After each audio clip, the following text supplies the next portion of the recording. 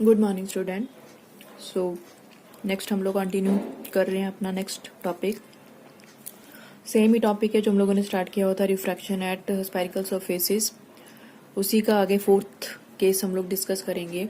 Fourth case में मैंने सिर्फ आप लोगों को इमेज, उसकी जो रे डायग्राम है वो प्लॉट करनी है यहाँ पे, और आई और आर की वैल्यू फाइंड आउट करके बतानी है। उसके बाद के स्टेप्स तो आप लोगों को पता है, ठीक है। तो 3 केसेस हम लोग कर चुके हैं ऑलरेडी कन्वेक्स स्फेरिकल सरफेसेस के। ये फोर्थ केस है, when image formed is virtual and object is placed in denser medium. इसमें ध्यान रखना 2 केसेस है हमारे, when object is placed in rare medium, real image virtual image. अब दूसरा केस है उसका, when object is in denser medium, real image and virtual image, ठीक है। एक के दो पार्ट हैं। सो इसके लिए हम लोग फर्स्ट ऑफ ऑल क्या सपोज कर रहे हैं यहाँ पे, this is convex spherical surface and object. इस केस हम लोगों ने डिस्कस करना है when image formed is virtual. तो वर्चुअल के केस में मैंने आपको पहले बताया था कि ऑब्जेक्ट हम लोगों ने कहाँ पे रखनी है, सेंटर ऑफ कर्वेचर से आगे, ठीक है। अगर यहाँ पे हम लोग सेंटर ऑफ कर्वेचर मान रहे हैं, सो this is object. Now suppose अ रे coming from object incident at the surface.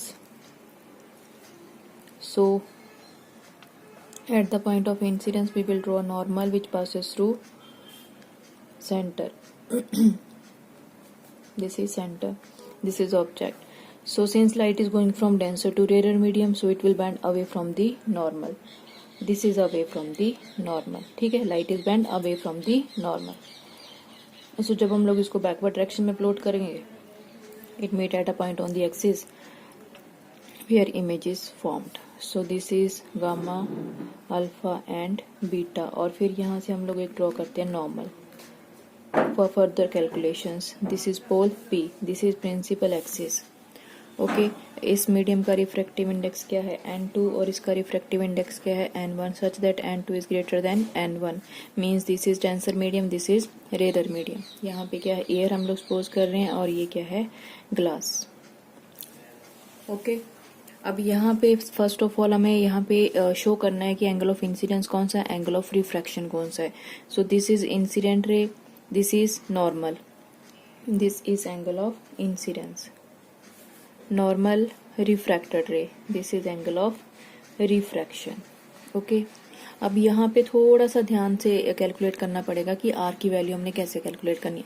पहले हम लोग आई कैलकुलेट करते हैं। आई के लिए हम लोगों ने कौन सी ट्रायंगल लेनी है, let this point is A C O, from triangle A C O, exterior angle is alpha, interior angle is I and gamma. So alpha is equal to I plus gamma. This imply I is equal to alpha minus gamma. Okay, this is equation number 1. अब जब हम लोगों ने R की value find out करनी है, तो R के साथ तो कोई ट्रायंगल कंप्लीट नहीं हो रही है, तो हमें इसका क्या लेना पड़ेगा, वर्टिकली अपोजिट। तो वर्टिकली अपोजिट एंगल कौन सा हो गया इसका, this one, this is equal to R, okay. ये R के इक्वल है। अब नाउ फ्रॉम ट्रायंगल, कौन सी ट्रायंगल लेंगे हम, ए सी आई, के अकॉर्डिंग क्या वैल्यू है, beta is equal to R plus gamma. This imply R is equal to beta minus gamma, ठीक है। तो आई की वैल्यू आ गई हमारे पास अल्फा माइनस गामा, और आर की वैल्यू आ गई बीटा माइनस गामा। उसके बाद एंगल स्मॉल है, तो हम लोग क्या करते हैं, एंगल्स को कन्वर्ट कर देते हैं।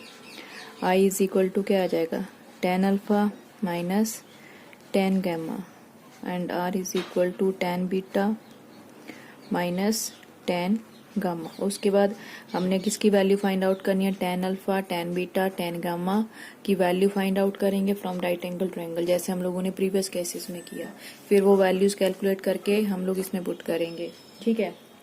जैसे अगर यहाँ पे हम वैल्यू निकालते हैं, तो tan अल्फा किसके इक्वल आ जाएगा, A N over N O, tan beta किसके इक्वल आ जाएगा, A N over N I, और tan गामा किसके इक्वल आ जाएगा, A N over N C, ठीक है। फिर ये वैल्यूज यहाँ पे पुट करेंगे, और उसके बाद हम लोगों ने यहाँ पे अप्लाई करना है स्नेल्स लॉ, स्टेप 2 स्टेप 3 जैसे हमने प्रीवियस केसेस में किए वैसे ही करने हैं, ठीक है।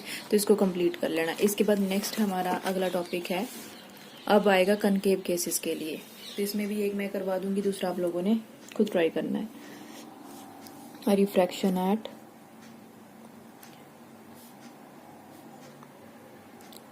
concave spherical surfaces।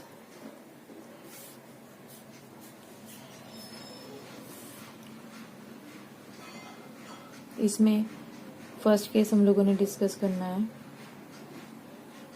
When object is in rare medium.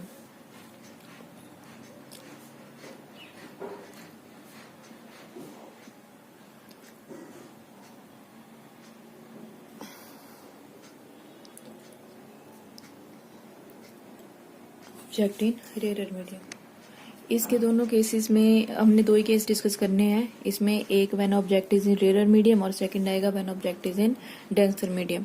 दोनों केसेस में जो इमेज फॉर्मेशन आएगी वो वर्चुअल है, ठीक है।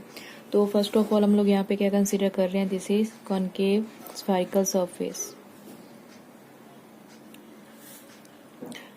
Medium 1 having refractive index n1, medium 2 having refractive index n2।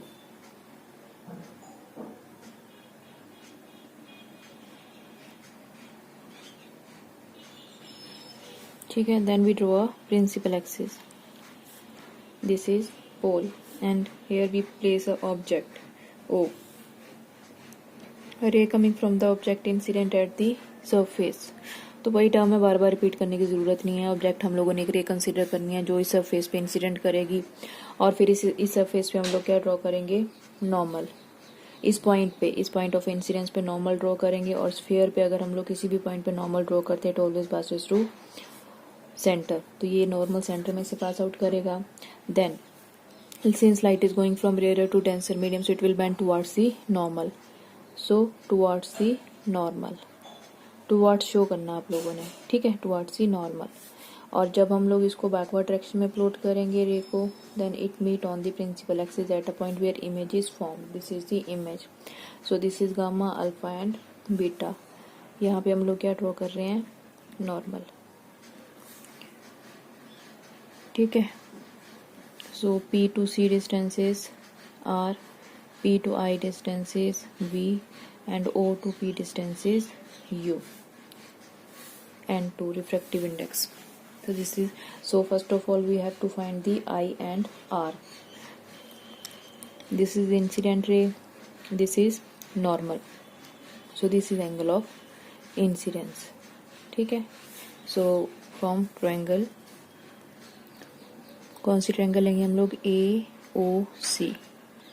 AOC किसकी वैल्यू फाइंड आउट करनी है हम लोगों ने, गामा किसके इक्वल आएगा, alpha plus I, this implies I is equal to gamma minus alpha, ठीक है, इक्वेशन नंबर 1। उसके बाद हम लोगों ने फाइंड आउट करना है are.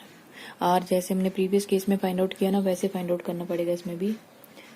This is angle of refraction, इसका वर्टिकली अपोजिट एंगल कौन सा होगा, दिस वन, ये जो छोटा सा एंगल बन रहा है ना यहाँ पे, ये है इसका vertically opposite angle, so this is R. From triangle, कौन सी ट्रायंगल लेंगे हम लोग यहाँ पे, AIC। AIC में से हमारे पास gamma is equal to beta plus R, this imply R is equal to gamma minus beta, equation number 2। तो यहाँ पे हम लोगों ने फाइंड आउट कर लिया आई और आर की वैल्यू। उसके बाद स्टेप आप लोगों को पता है, now alpha, beta and gamma are small. अगर स्मॉल है so we can replace it by tan alpha, tan beta, tan gamma. Then we have to calculate tan alpha, tan beta and tan gamma. tan alpha from triangle, right angle triangle ANO, क्या आ जाएगा हमारे पास, tan alpha AN/NO। tan beta from triangle AIN, calculate तो वैसे ही करना जैसा हमने प्रीवियस केसेस में किया, ठीक है। यहाँ पे क्या आ जाएगा, AN/NI, और यहाँ पे AN/NC फ्रॉम ट्रायंगल ANC, ठीक है। उसके बाद ये वैल्यूज पुट करो इक्वेशन नंबर 1 और 2 में। स्टेप वही रिपीट करते हैं हम लोग फिर से।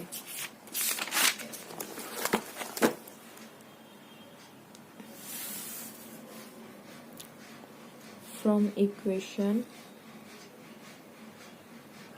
1 एंड 2 क्या वैल्यू आ गई, I is equal to A N over N C minus A N over N O, R is equal to A N over N C minus A N over N I.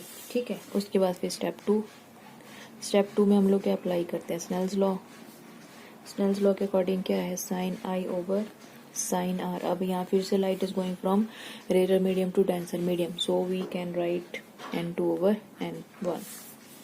ठीक है, अगर denser to rare जाए तो n1 over n2 लिखते हैं हम लोग, और अगर रेयर टू डेंसर जा रही है तो sine I over sine R is equal to n2 over n1।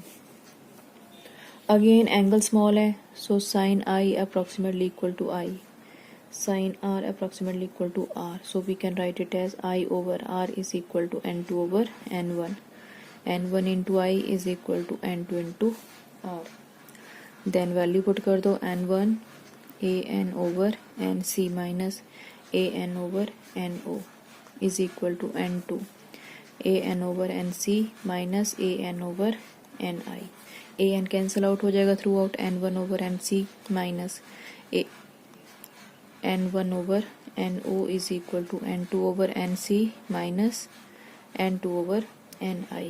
Okay, उसके बाद इसको रिप्लेस कर देते हैं हम लोग p से, क्योंकि n और p एक दूसरे के बिल्कुल क्लोज लाई करते हैं, सो n can be replace by p, n1 over pc minus n1 over po